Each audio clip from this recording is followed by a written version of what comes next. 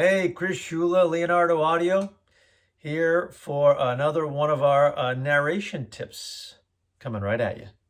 So, I want to comment on auditions. I am on a pretty rough streak on my auditions lately. I actually am about 0 for 8.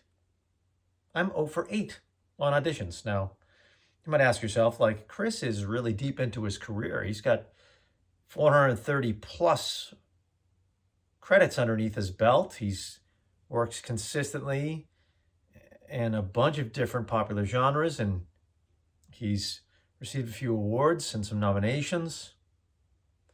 It doesn't matter.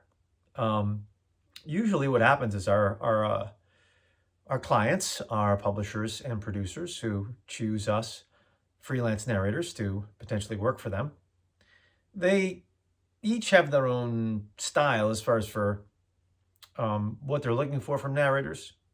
And also, they have their own amount of narrators that they are going to audition for a project. Could be 2, could be up to 10. And nowadays, there's also a lot more of author approval involved. You know, authors are a part of the casting process in audiobooks.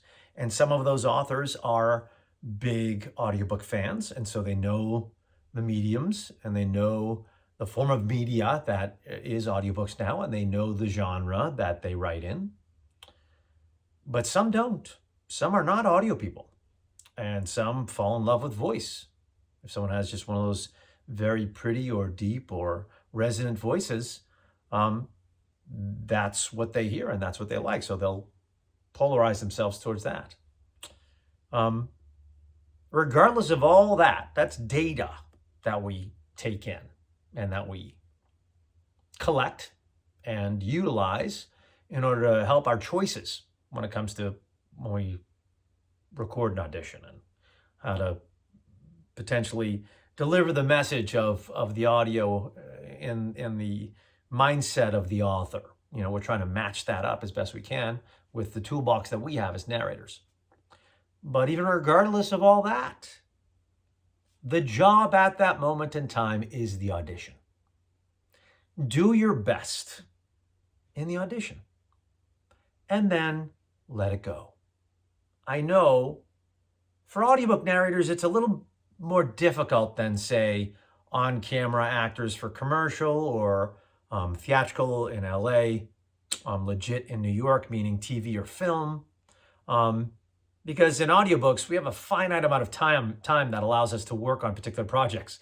We can't take on more than, say, 8 a month max, 2 a week. If you're doing 2 8-hour books a week, that's a lot of work, a lot of hours that you need to prep that work, and then you're on your 2-to-1 ratio in the actual studio. So we like to get that feedback from the people who we're auditioning for, those producers. Did we book it? Yes or no? Sometimes that doesn't come, though. So get into the habit of doing such a great job on the audition that you yourself feel like you executed that audition as best you possibly could. You gave yourself the time. You did some potential research on the synopsis of the book. If you got the entire manuscript, if you were lucky enough to do that, you could scan through it a little bit to get some hints on some of the character stuff. But then you try to knock that audition out of the park, and then it's done.